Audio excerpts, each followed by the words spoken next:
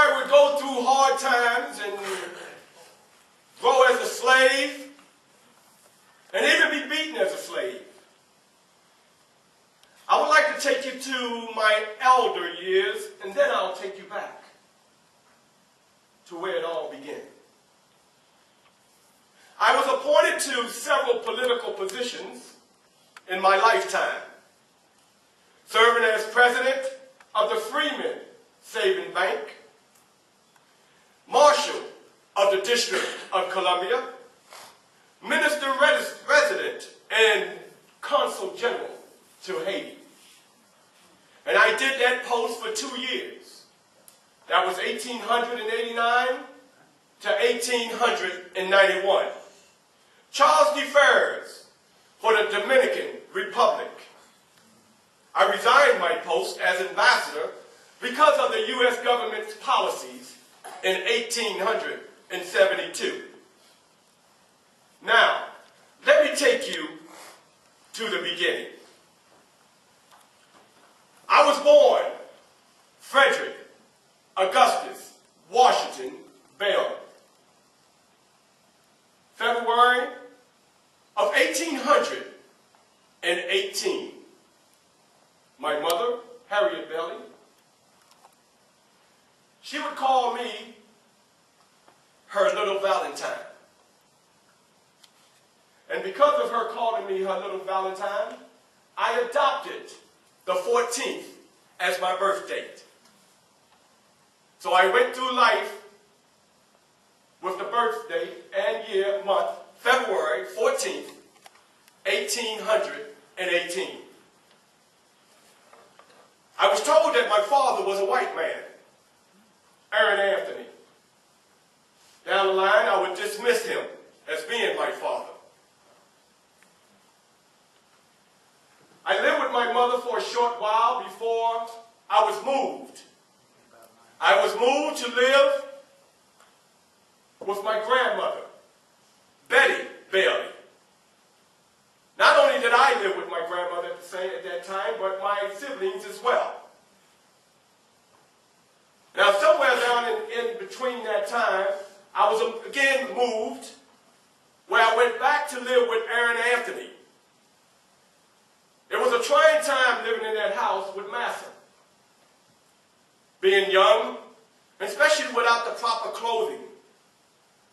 And when I say the proper clothing, I mean with just a gown.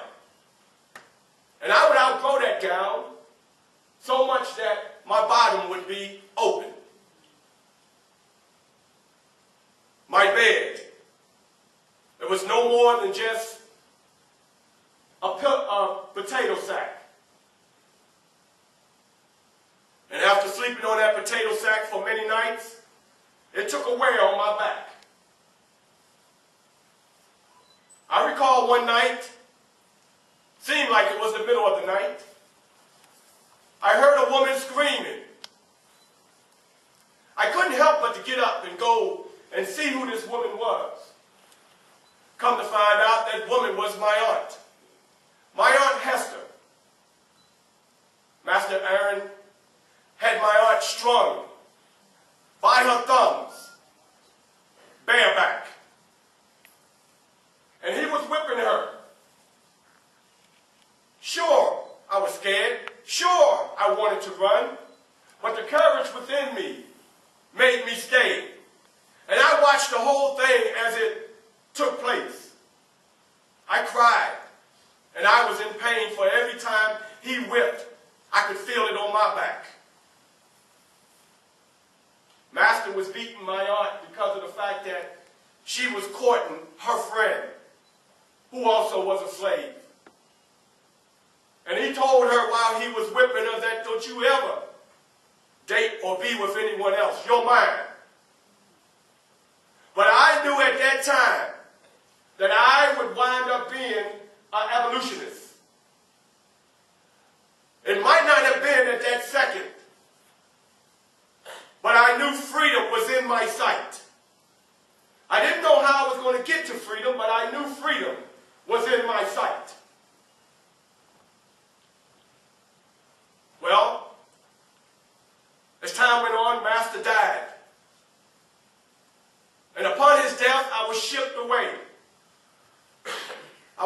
to his daughter's farm, Lucretia. And Lucretia was married to Thomas Ard. I stayed there for a short while and I was moved again. And this time I was moved to Hugh Ard's plantation. At Hugh Ard's plantation, his wife, Miss Sophia, she took a liking to me. And she would sit there on the couch in the evenings and be reading, and I would sit right there on the floor next to her. She treated me just like I was a child. So I struck up the nerve one day, and I asked her, could you teach me how to read? And without hesitation, she began to teach me. And she also began to teach me the alphabet.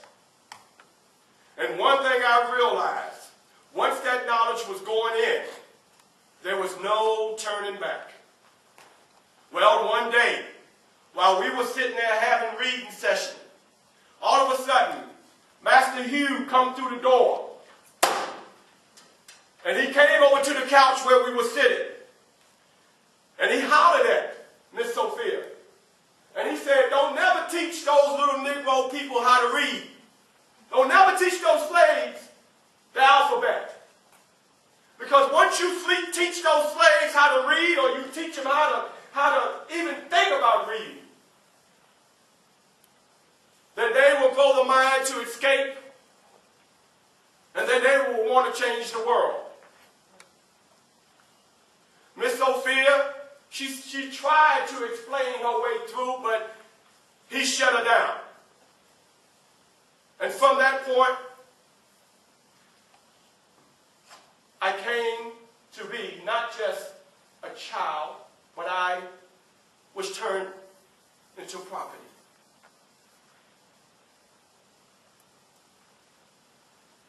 So I knew at that time, in order for me to be educated, I would have to run and sneak. I would have to cut corners to be educated. I even got to the point when I would even see poor little white boys outside. You know what I did? I would give them pieces of bread for them to teach me to read. And they would oblige me. And whatever little money I would get, I would purchase the Columbian Orator. Now, the Columbian Orator was a newspaper. And once I began to read that newspaper, I found inside of this paper a collection of speeches, essays, that dealt with liberty, democracy, and courage. And the key word was courage. I had to have courage to sustain this type of life in order to get to the life